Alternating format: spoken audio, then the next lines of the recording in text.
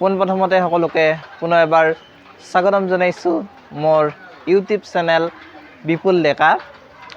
আজি মই আহিছোঁ আমাৰ ঘৰৰ ওচৰতে। মোৰ ঘৰটো যিহেতু টকনকাটা লিচু তলতেই আজি অন্নপ্ৰাশন এখন খাবৰ কাৰণে আহিছোঁ। আৰু এইটো ভিডিঅ'ৰ জৰিয়তে মই আপোনালোকক অন্নপ্ৰাশনৰ কিছু দৃশ্য দেখাবলৈ চেষ্টা কৰিম। আশা কৰোঁ আপোনালোকে ভিডিঅ'টো চাই ভাল পাব। গতিকে অকণো পলম নকৰি আজিৰ ভিডিঅ'টো আৰম্ভ কৰোঁ আহক।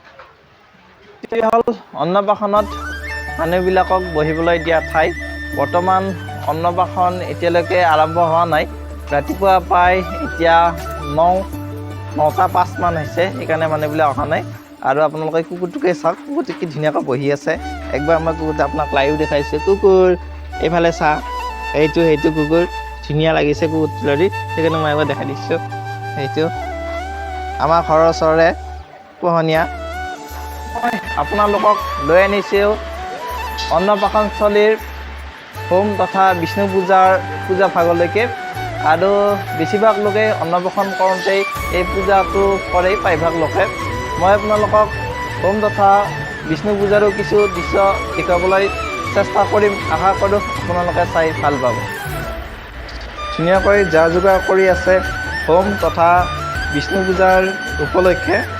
আৰু ইয়াতে আপোনালোকে দেখা পাইছেই ধুনীয়াকৈ চাকি জ্বলাই থৈছে, লগতে প্ৰসাদ তথা নৈবেদ্যৰো ব্যৱস্থা কৰা হৈছে। আৰু বৰ্তমান বতৰ বেয়া স্বত্বেও খুৰাই বহু কষ্ট কৰি পেলাই আহি পাইছে অন্নপ্ৰাশনৰ পুৰোহিতজনে। আৰু তেওঁক সঁচাকৈ ধন্যবাদ দিব লগা, ইমান কষ্ট কৰি পেলাই আহিছে।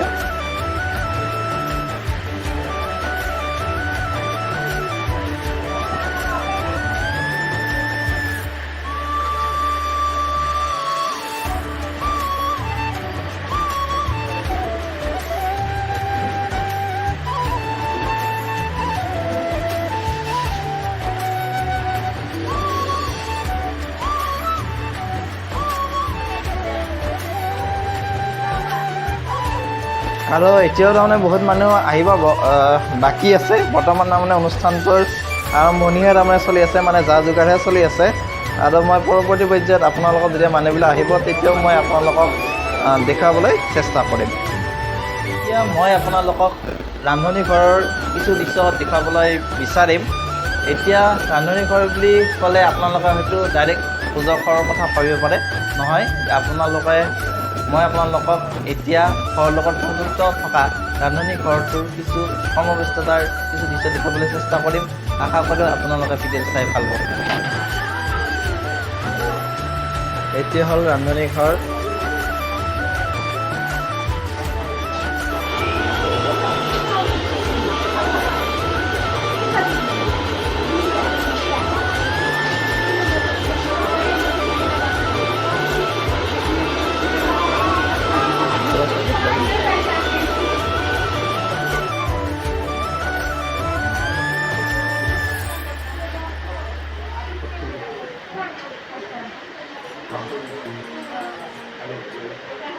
এইখন মই আপোনালোকক শ্ৰীকৃষ্ণৰ কেলেণ্ডাৰখন দেখুৱাবলৈ বিচাৰিছোঁ। আৰু শ্ৰীকৃষ্ণৰ কেলেণ্ডাৰখন আপোনালোকক ধুনীয়া লাগিছে। আৰু এইখন হ'ল ষ্টাৰ চিমেণ্টৰ কেলেণ্ডাৰ।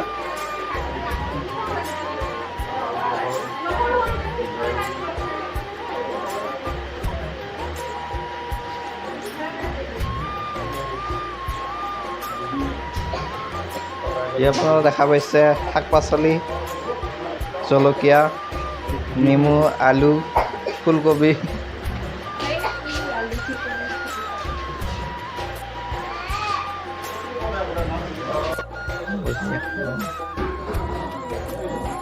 এইবিলাক অন্নপ্ৰাশনৰ কাৰণে আলহী অতিথিবিলাক ধুনীয়াকৈ আহি বহি আছেহি।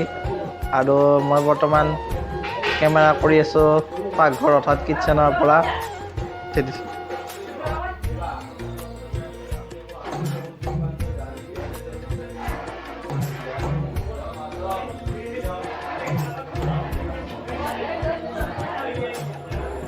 আপোনালোকক পাকঘৰটো অকণমান দেখুৱাবলৈ চেষ্টা কৰিলোঁ।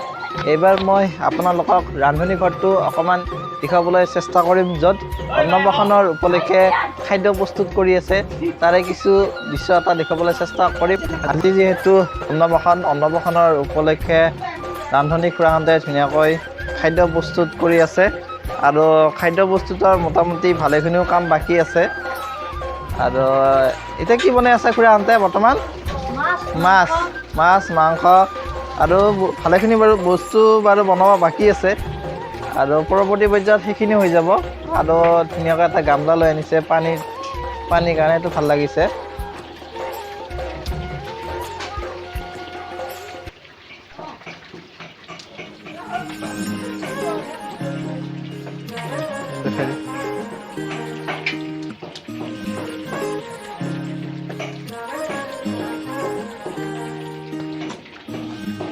বাহির ঘুরে হুয়ানা ঘুরে দিয়ানা প্রেরণা ইয়ারে খাবতি রোয়ানা প্রেমর চোপাখনা প্রেমর চোপাখনা প্রেমর চোপাখনা ইয়ার বাহির ঘুরে হুয়ানা ঘুরে দিয়ানা প্রেরণা ইয়ারে খাবতি রোয়ানা প্রেমর চোপাখনা গীতের খুরে হিয়ানা বেতেরে প্রণয়ের ছবি আঁকানা মনরে ভবনে পুরাণ মোর চকুর ভাষার কুয়ানা গীতের খুরে হিয়ানা বেতেরে প্রণয়ের ছবি আঁকানা মনরে ভবনে পুরাণ মোর চকুর ভাষার কুয়ানা হৃদয়ের হাসানা তুমি মনে মন জোসনা হৃদয়ের হাসানা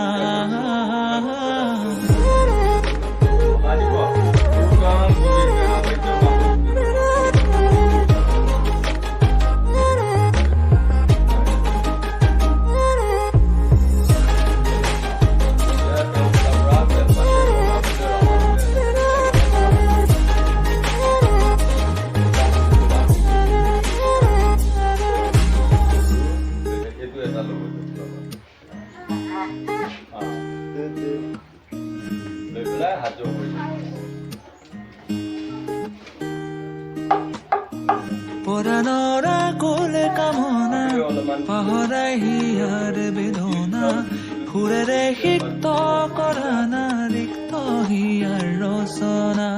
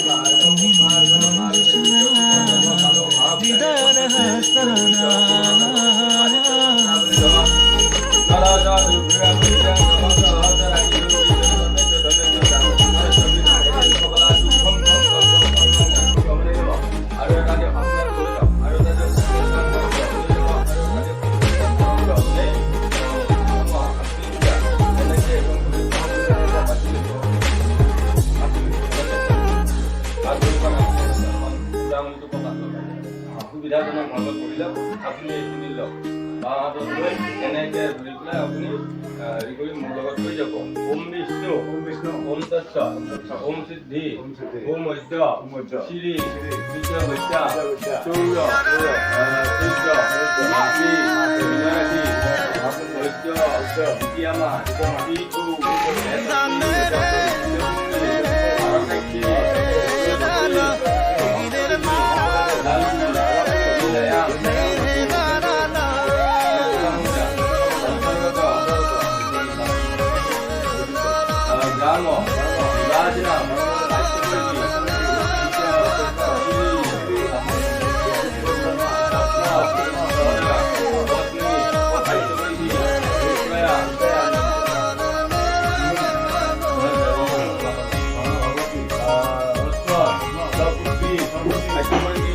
হিয়ৰে লখিমী মনৰে মৰমী সপোনৰে পাহি তুমি জীৱন জোনাকী হৃদয়ে হৃদয়ে মৰম বাঢ়িছে